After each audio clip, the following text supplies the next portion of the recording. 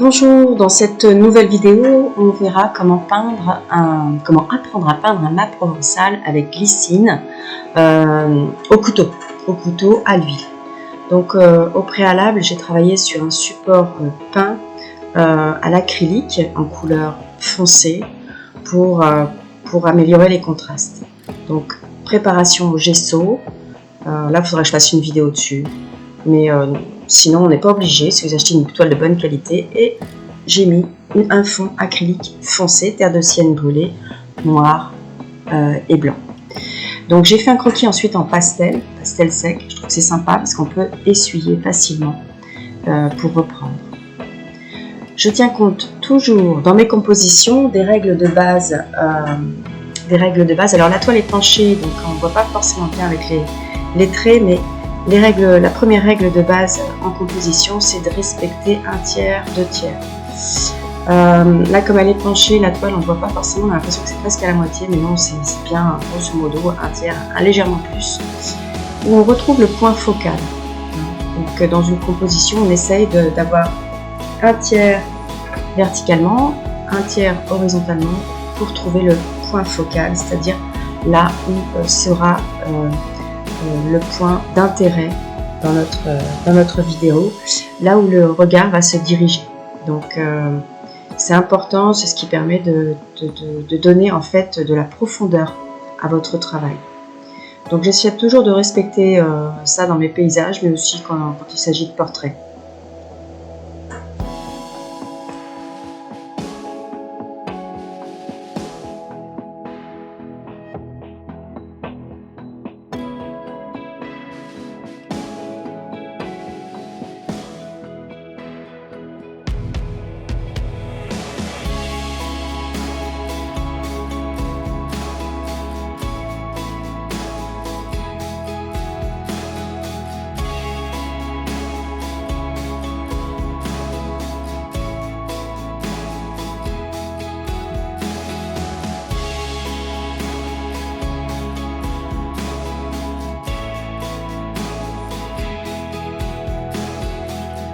Alors on continue la toile avec la mise en peinture.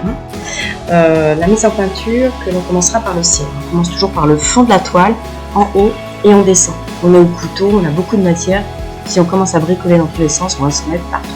Donc on commence bien par le haut et on va laisser des réserves, des zones de réserve pour notamment les glycines de l'arbre que l'on a quasiment au premier plan. On va laisser donc les zones de réserve pour ce qui nous intéresse. Et bien attention à éviter, on va changer la taille du couteau puisqu'on doit naviguer dans ce dessin qui a été préalablement effectué. Donc le bleu, là il est assez simple, ça va être un bleu primaire avec du blanc, voilà, tout simplement. De toute façon, l'espace du ciel est tellement peu important que c'était pas forcément intéressant d'aller au-delà en termes de couleur. Donc le coup de couteau navigue, hein, on doit être très souple au niveau du poignet et naviguer dans les feuillages et entre les glycines. On épouse la forme de la maison, on colle à chaque forme.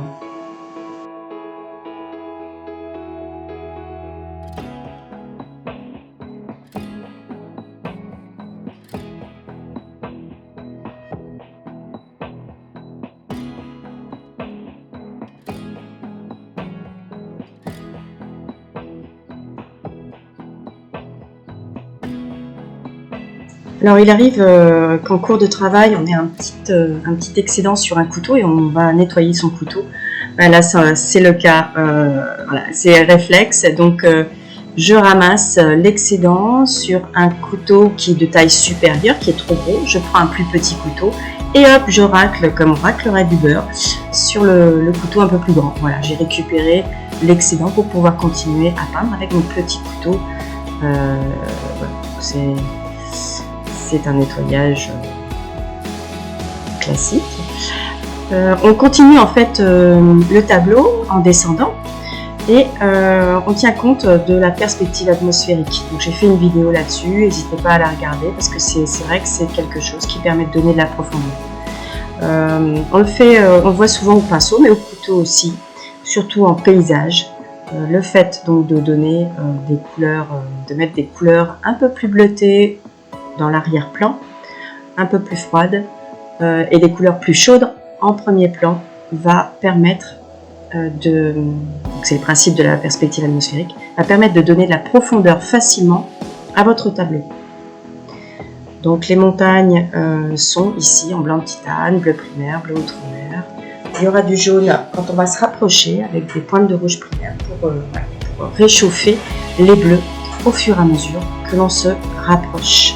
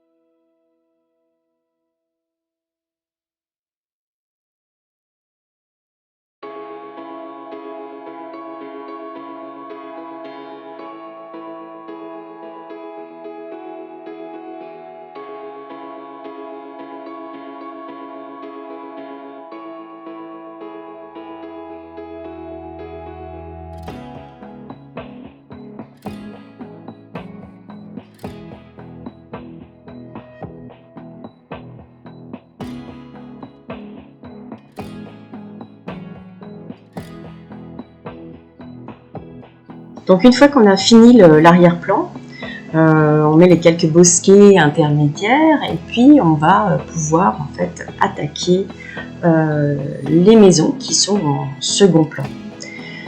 Donc les maisons, on commence par le haut toujours, hein, et ensuite on poursuivra vers le bas, donc les murs. Donc le haut, ça va être plutôt la toiture, avec des couleurs terre, brûlées ou naturelles, du jaune, du blanc. Voilà. Donc on commence par les couleurs les plus foncées, et puis on poursuivra par les couleurs les plus claires en donnant de la luminosité sur les toits. Quand on peint au couteau, quand on peint au pinceau aussi, mais quand on peint au couteau, on va penser à imiter. Le coup de couteau n'est pas le même si vous peignez un ciel, des arbres, ou là en l'occurrence des tuiles. Vous voyez, mon coup de couteau devient plus oblique, il épouse le toit pour imiter les tuiles. Donc on sculpte un petit peu la peinture, un petit peu plus encore qu'au pinceau. On sculpte la peinture. Alors bien sûr, quand on peint, on pense toujours à la lumière, au soleil. Là en l'occurrence, on a décidé que la lumière venait de la droite. Donc il y aura des murs qui seront plus à l'ombre, plus ombragés. Il faut en tenir compte pour les cheminées, pour les murs de la maison, pour les tuiles, pour les ombres portées. En fait, tout va être impacté, y compris la végétation. Donc c'est très très important de se rappeler d'où vient la lumière.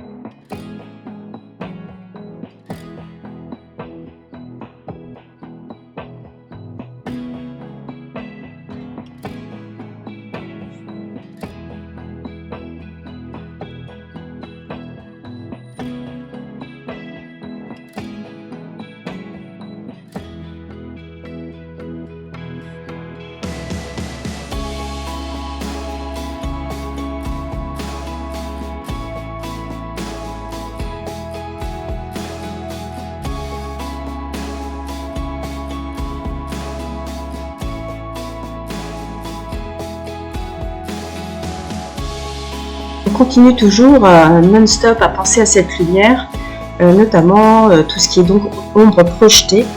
Donc on commence en fait par poser les ombres pour les glycines par exemple sur la façade de la maison avant de peindre l'arbre avec les glycines. Voilà, donc après ici on voit les troncs que l'on aborde en ombre, terre de cygne brûlée, terre de cygne naturelle, blanc de titane et un peu d'outre-mer pour les ombres sur le tronc. Donc on commence par les couleurs foncées comme pour tout le reste du tableau. On commence par les couleurs foncées et ensuite on va apposer les couleurs plus lumineuses, plus claires pour la lumière qui permet de donner un petit peu de vie à chaque élément du tableau.